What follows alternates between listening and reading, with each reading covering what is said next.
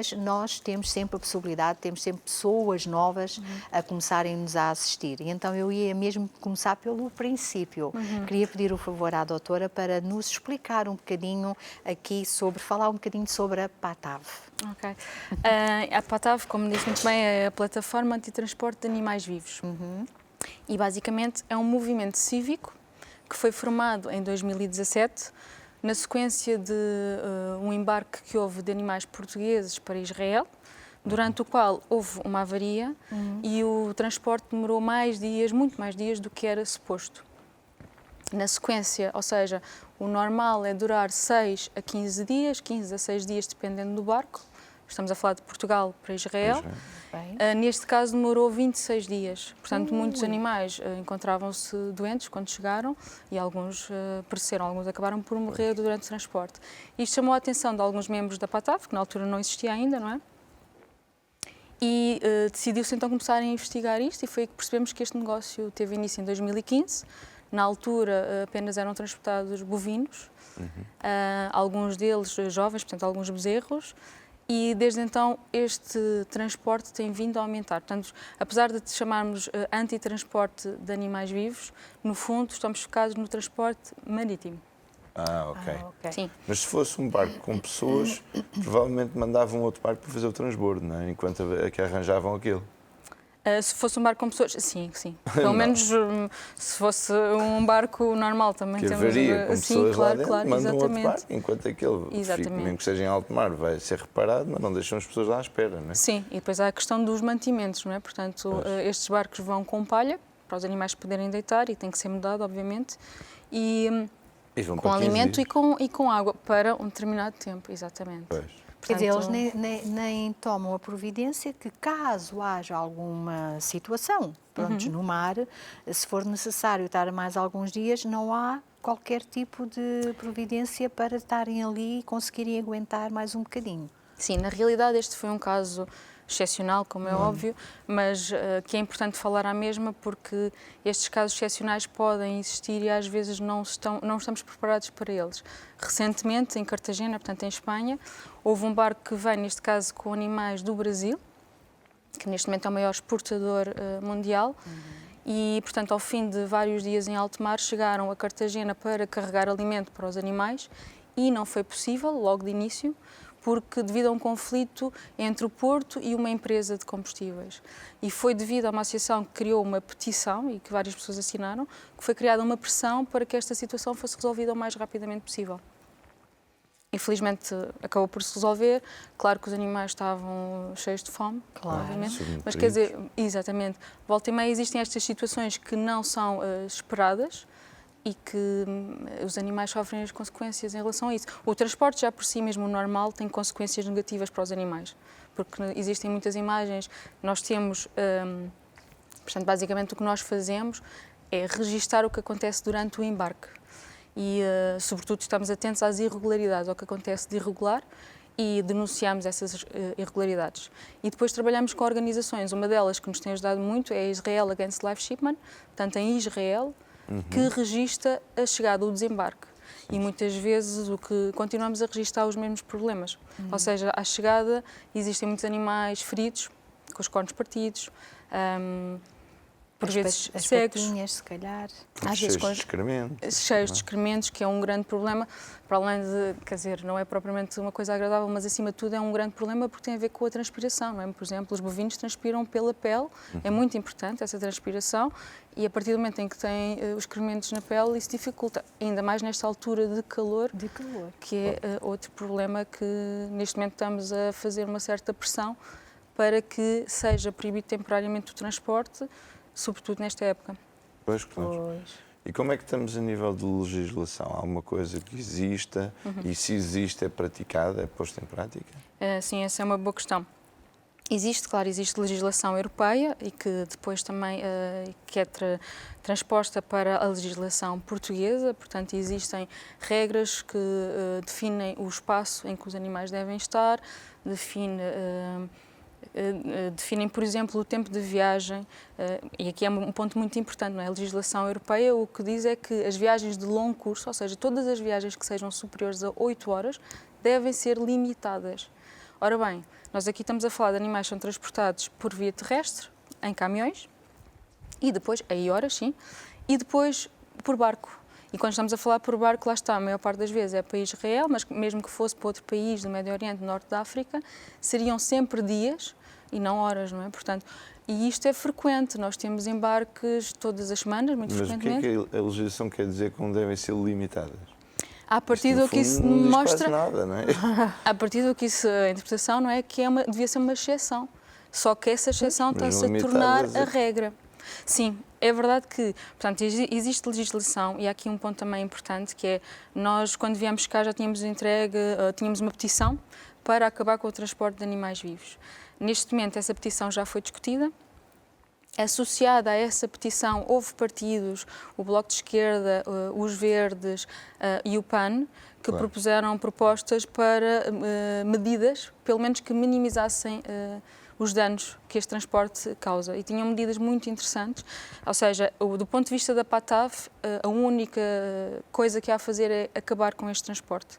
Isso consideramos que não é possível fazer transporte marítimo em que os animais o bem-estar dos animais não esteja posto em causa. No entanto, estes partidos apresentaram medidas legislativas que eram bastante interessantes e que poderiam diminuir estes problemas.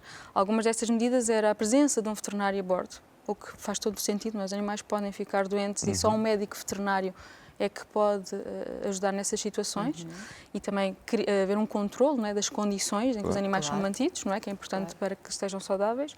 A questão da dimensão em que cada animal tem que estar, ou seja, um aumento do espaço. Também outras coisas como placas no fundo, estabilizadoras. Não é o aumento do espaço, é a redução do número de animais. Exatamente, que vai lá. Sim. No fundo é isso. Exatamente, isso. é isso mesmo. Mas que isso não é nada bom porque depois o preço por cada cabeça... Eventualmente, do ponto de vista económico, poderá não ser tão rentável. Claro que eles vão daquelas situações que nós conhecemos, são públicas e que toda a gente já ouviu, deles irem amontoados mesmo. É tudo por questão de dinheiro, porque quantos mais forem de uma só vez, de uma só carga, claro que o transporte, dividindo o valor do transporte pelo número de cabeças de gado, torna as coisas mais baratas, vamos dizer assim, no transporte. Isto vê-se até nos caminhões, não é? É isso que eu ia dizer, mesmo às vezes os caminhões ao chegarem estão lotados, não é? Às vezes acontece sem os animais estarem deitados porque caíram, algo que aconteceu durante a viagem e estarem a ser espezinhados porque não se conseguem levantar, não é? E a lei também diz que os animais devem ter espaço suficiente para se conseguirem deitar, para conseguirem chegar onde tem água e alimento e nem sempre é o caso, não é? Porque se chegam desidratados, cobertos de fezes, então não... E realmente o que a lei define como espaço não é o adequado. Infelizmente, portanto, houve essa discussão na Assembleia da República.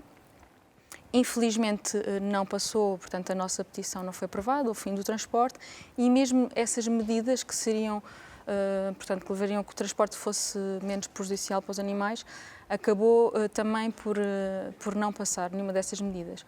No entanto, o que verificámos também, isso é de chamar a atenção, é que houve deputados de alguns partidos que tiveram, parece que há uma mudança de mentalidade. Por exemplo, tivemos deputados do PS, alguns votaram contra o seu grupo parlamentar em algumas medidas, na votação de algumas medidas. Tivemos também partidos como o PSD, que também votou, absteu-se em algumas medidas. Portanto, parece haver aqui uma mudança. E esta mudança é muito importante, sobretudo nesta altura em que vamos entrar nas legislativas, não é? Portanto, nós também fazemos uma certa pressão, vamos dizer assim, não é? Alertamos para as irregularidades que acontecem e também tentamos alertar a sociedade e os políticos. E neste momento o que estamos a fazer é enviar e-mails aos partidos, portanto, a pedir, a perguntar se têm qual é a perspectiva, qual é a sua visão sobre esta questão.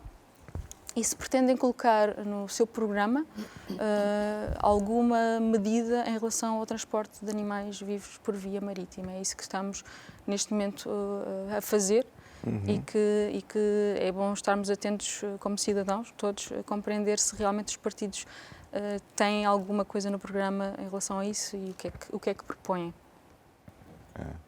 Mas aqui, lá está, como a gente sabe, o dinheiro está sempre a falar mais alto, não é? E agora vamos ver o que é que eles preferem. Preferem os votos de quem se preocupa com os animais ou os votos daqueles que ganham com isso. Sim. Aqui há uma coisa importante, lá está, ver-se essa mudança, não é? E essa mudança também resulta da mudança que existe na sociedade, não é? Porque se no início até os membros da PATAV não sabiam deste transporte, e somos pessoas que estamos sobretudo mais alertas em relação a questões dos direitos dos animais, não é? Agora, cada vez mais portugueses sabem, no mundo em geral está a acontecer isto, não é? Mas falando de Portugal, cada vez mais portugueses sabem do que se está a passar, e também porque nós registamos, outras associações registram e denunciam estas situações. Hoje em dia já é difícil ocultar algumas coisas. Ainda assim, por exemplo, durante também o transporte... Graças à internet, não é? Graças à internet, bastante. Nós temos a nossa página do Facebook, que é bastante importante para as pessoas também manterem-se atualizadas, e as outras organizações fazem o mesmo, obviamente. E, portanto, isso tem um papel muito importante. Ainda assim, durante o transporte marítimo, não há propriamente um controlo, não há, portanto, não há o veterinário, não é? Porque isso não passou a ser exigido, e, portanto, não se sabe muito bem o que é que acontece nos dias em alto mar. Sabemos como é que eles chegam, e só isso já é suficiente para compreender que há coisas aqui a falhar. A lei também é explícita em algumas coisas, por exemplo, existe o acórdão do Tribunal de Justiça Europeu de 2015, que diz que também há uma responsabilidade no país exportador em relação à forma como os animais chegam. E nesse aspecto, a entidade, portanto, a Direção-Geral da Alimentação e Veterinária, que é responsável pela fiscalização e autorização destes transportes, em entrevistas anteriores tem dito que não, portanto, que a nossa responsabilidade é no embarque, mas Portugal tem que assumir também uma responsabilidade em relação aos seus animais, também durante o transporte e à chegada. É como todos os transportes. Exato. Se eu mandar para um cliente meu, não é, um produto pelos correios, chega lá danificado, ele não aceita. Tem que assumir a responsabilidade, correto. E eu é que tenho que pôr a responsabilidade no transportador, mas quem vai receber, o que é que tem a ver com isso? Exatamente, é isso mesmo. E agora também, outra coisa que aconteceu de importante, embora agora este ano, embora não se traduza numa alteração da lei, mas já também é um sinal positivo, foi uma recomendação do Parlamento Europeu que fala em terminar com o transporte de animais vivos por via marítima, isto, claro, de uma maneira faseada, é isso que eles propõem. E uma das coisas também que falam que é importante os países terem em conta, os países exportadores, os países de origem, é as condições de bem-estar para onde os animais são enviados.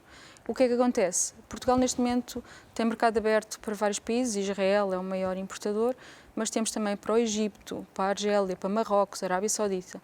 E alguns destes países não existe qualquer legislação de bem-estar animal. Não é? E o que Portugal está a fazer é estar preocupado com condições sanitárias, com condições de saúde, mas que mesmo assim falham, não é? Porque sabemos que há animais que, quando morrem em alto mar, são atirados borda fora, e alguns vão dar à costa. Isto é um problema ambiental e é um problema de saúde pública, não é?